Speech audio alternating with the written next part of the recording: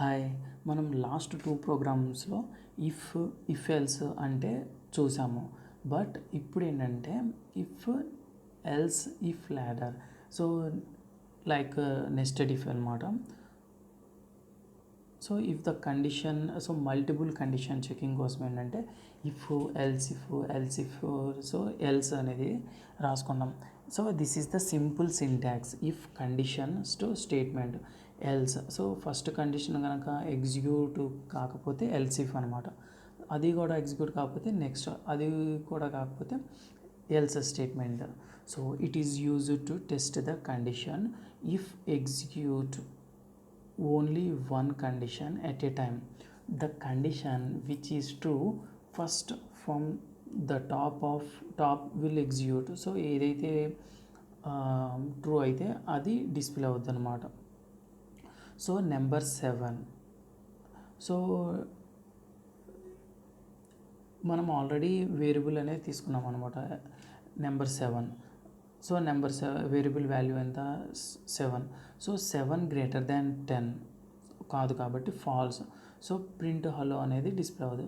So else if number greater than 5.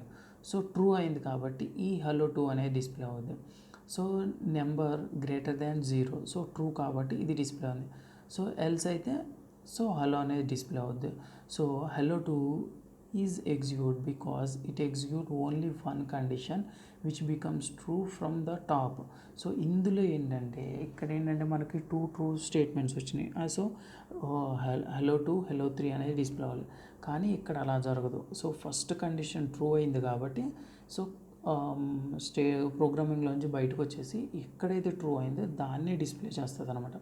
So else part will execute if all the conditions are false. So ఇచ్చిన conditions మొత్తం తప్పు అయిపోయినాయి అంటే అప్పుడు else condition అనేది డిస్ప్లే అవుతుంది. అది ఎలాగో ఇప్పుడు చూద్దాం. So given variable number -5. So ఇచ్చిన వాల్యూ కనుక గ్రేటర్ దాన్ 10 అయితే హలో, ఇచ్చిన వాల్యూ అనేది గ్రేటర్ దాన్ 5 అయితే హలో 2. ఎల్స్ ఇఫ్ ఇచ్చిన వాల్యూ కనుక గ్రేటర్ దాన్ 0 అయితే హలో 3. ఎల్స్ ఈ 3 స్టేట్మెంట్స్ ఎగ్జిక్యూట్ కాకపోతే hello 4. So hello 4 because all the conditions are fall. So మనం తీసుకున్న value -5. So remaining all are greater than అనమాట. సో అందుకని వాల్యూ కండిషన్ అనేది ఎల్స్ కండిషన్ అనేది ట్రూ అయింది. So example 2. So show the results according to the presents. So present is equal to float. So percent అంటే మనం యొక్క marks. So by using that, so if percent greater than or is equal to 60. So తన percent కనుక above 60 ఉంటే first division, above 45 ఉంటే second division, above 33 ఉంటే third division అనమాట. So print sorry your fail. So by using this if enter person కనుక person యొక్క percentage value అనేది ఎలా ఉండాలి ఈ ప్రోగ్రామింగ్లో డిస్ప్లే అవుతుంది అనమాట. So at a time multiple స్టేట్మెంట్స్ని మనం ఎలా ఆప్టిమైజ్ చేసుకోవచ్చు for our based on our requirement.